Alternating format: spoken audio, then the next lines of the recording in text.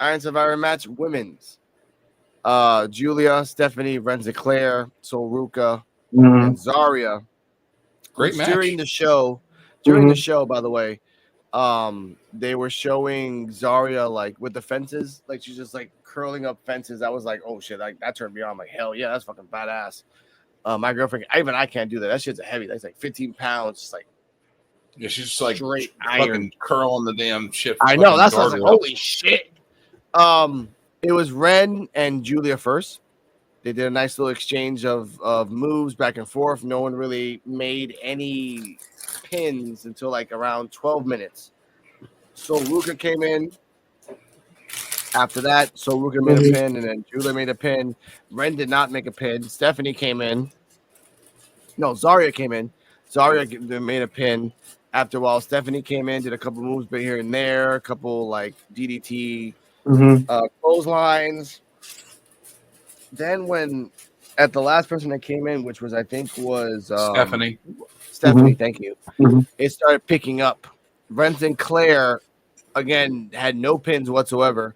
By the time it hit the 20-minute mark, and it was around the 21-minute mark where I realized like everyone has one except for Ren. So I'm like, there's only one way to Ren to come in. She has to like sneak that shit in and then like do another one real quick. And then around the last 2 minutes mark, she snuck in after she was in the box for losing again because someone pinned her. And So Ruka, and you were saying Ren Sinclair was used as a dummy. So Ruka as well was used as a dummy. She did a whole bunch of soul snatchers. It was pretty cool, but the majority of the match was double soul like snatcher body. They were nice.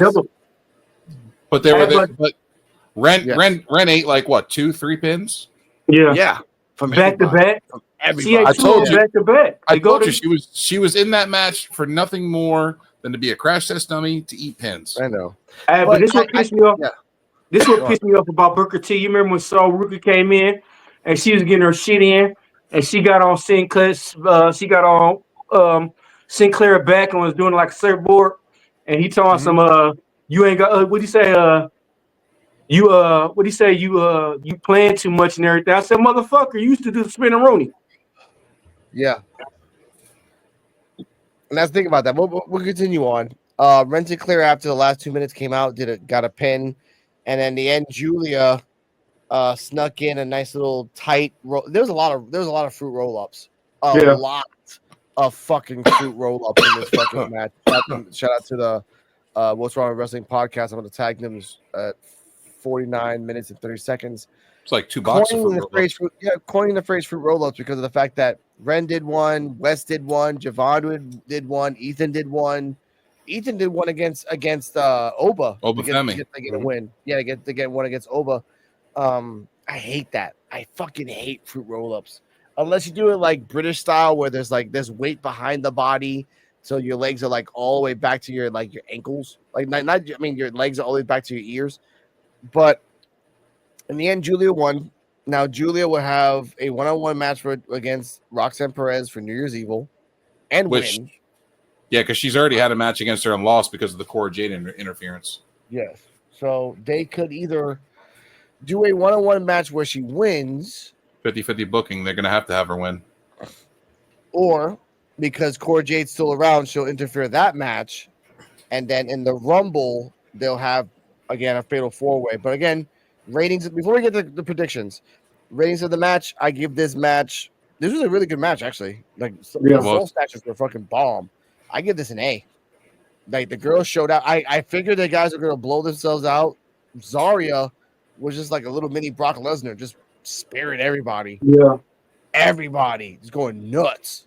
That moonsault she did. Oh, yeah. Yeah, and then Stephanie did your dragon screw that you like, too. Yeah. Oh, yeah, she was going nuts on that shit. Vicious. I respect that. That's what matters. Looked like she snapped her leg off. But, D-Walk, your rating on the match? Man, this got to be one of the best women's matches I watched in a while. Man, I'm gonna have to give it like at least an A-. Okay. I mean, like Joe said, you had to test dummy, and then everybody else was getting that shit in. I mean, like I said, So Rook was getting her shit in. Zarya, Stephanie Van Cure, Julia. They was like I said, they did it right.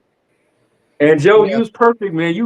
Hey, I think you done got a little time machine going on, like you going into the future and watch shit. You really sneaky mother. I just know wrestling very well, and I know that the way that these motherfuckers are going to book shit, and I could pretty much. I was halfway right. You know what I mean? Like we always talk about this shit. Me and Joe always talk about shit and everything, and we always feed each other ideas. Hey, kudos. I just know wrestling is wrestling, and Triple H books very similar to the way Shawn Michaels books and vice versa. They book very similar. And okay, so you ain't got to brag about it, okay? This match was expected. Put some sugar on it, damn man. This match was expected because Julia already had her chance as a championship, but she got fucked over by it, so they had to run that shit back again. Mm-hmm. Yeah, that sucks. That honestly sucks. But your rating, Mr. Joe Biancio? I'm gonna give it a solid A. I respect that. Women's match stole the show. Yeah. Well, I don't know. Compared to the first and last match, I mean, because that first match it was hot, and then they had me excited. I mean, the first match was a B. Yeah. But it had me excited just because the fact about Obafemi. I'm finally for to see Obafemi again. Like Obafemi for to face 3 other people that we ain't even see Obafemi wrestle. It would have got an A for me if at the end of it all, like Nathan Frazier lost the tag team belt to New Cash Group, it'll be different. Yeah. So, he did wrestle those people before. But like I said before, now he's beaten them all. 3 people? Who he wrestled? He's already beaten Wesley before. No, I'm saying 3 people at the same time. Oh yeah, but that doesn't mean it matter. He's already beaten all those motherfuckers before, and they're all tiny. What the hell are they gonna do to But here's the thing though. But now because of our freaking wrestling knowledge, we know that Sean Spears' group, which is gonna have a name eventually, is gonna take the belts off Axiom and Frazier. Because they love the psychological shit first before anything else. And there's a crack anyway with them. So we could call them the Lone Wanderers. Yeah, because that's like the Lone Rangers. Like it doesn't make sense if there's like 4. The Lone Wanderers because they beat each other along the way. Pick each other up along the way. The Lone Rangers sound like some gay strippers. Lone Rangers sound like gay strippers. By the way, that's how Trick Williams looked like he was dressed like he just came from doing a set, when he came out to the ring. But now, but thinking about this now, the only good matches that we can talk about that were memorable were the men's and women's Iron Survivor match. Everything in the middle was kind of mid. Tag team match was great. I'm not gonna contest on that, but I'm not really like, oh, go watch it. It was good until OTM came out for no reason. Yes, but you had a championship match with your fucking champion that was trash, and it's not that the other guy was trash. Your champion was fucking garbage. I just thinking about this now, like you had a deadline match, you had a deadline pay-per-view. Yes, you had 3 hours. You could have. I mean, I wish there was a NA match and a Roxanne would have fought with somebody, but since there was no preparation for Roxanne, and the NA match happened the week before, it just was like, I get the tag team, I get Lola versus Jade. I understand Lola versus Jade. I get the tag team, but there was a 5th match too, and I forgot what the fucking 5th match was. Holy shit! Lola and Jada. No, okay. World Iron Survivor. Freaking Ridge. That was second match. Yeah, wait. Iron Survivor. Lola and Jada. Lola. Axiom and Frazier. Yeah. World title match. What was the fucking Trick Williams. Trick and Ridge. Trick and Ridge. So you had that's what I mean. We had a NXT men's, but we had no women's. Yeah. We had no NA. We had no NA match, and I just got mad at that because I'm like, why can't Roxanne's just fucking sitting fucking pretty, and that means guaranteed she's not going to defend the belt to New Year's Evil. So we have another month until nothing. No North American title match either. I call it the NA. I call it the NA belt, but that's what I mean. But that was the week before. That's why they didn't do it this week. Was like, oh, we did it the week before with Shawn Spears, and they realized if you did it in the pay-per-view with Shawn Spears, it would have been stupid. You would have did the chop block. It makes no sense. So I think predictions, like I said, Shawn Spears is going to take the belt off the Dawn for the NA. I think. Because now we know that Oba's not going after the NA, he's going after the NXT. That Raven wannabe and Nico are going after the tag team, and they need a female. Now, as a prediction, give me your top 3 women, Mr. Joe Biancio, who Shawn Spears would recruit. Top 3. Thea Hale. Okay. Tatum Paxley. Okay. Wendy Chu. Okay. D-Walk, 3 girls that Shawn Spears would recruit for the finish. Thea Hale, Tatum Paxley, maybe Zaria if they did it right. Okay. Maybe. Okay. If Shawn Spears win the tag team titles, they got to have a woman that's a powerhouse. That's like I said, Zaria could get in your head too. Without even saying nothing. True. I give you that. I will say mine 3 because I'm gonna clip this for a minute.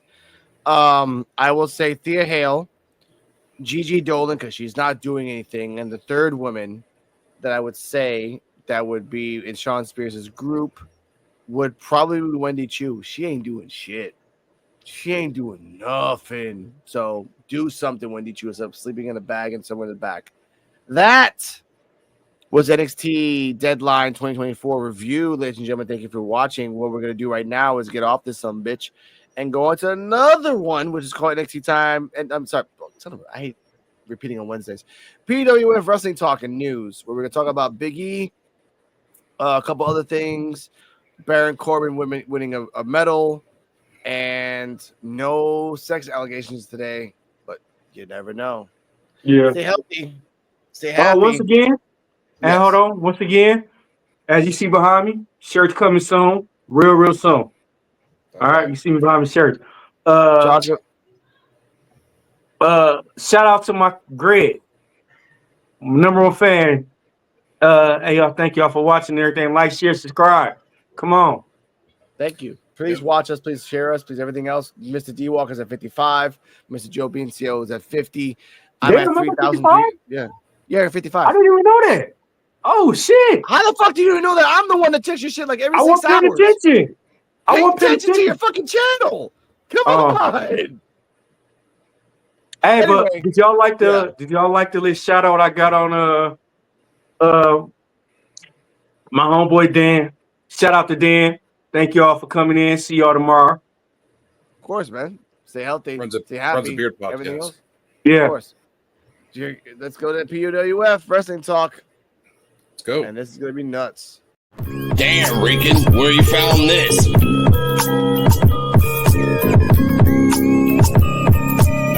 PWF exclusive.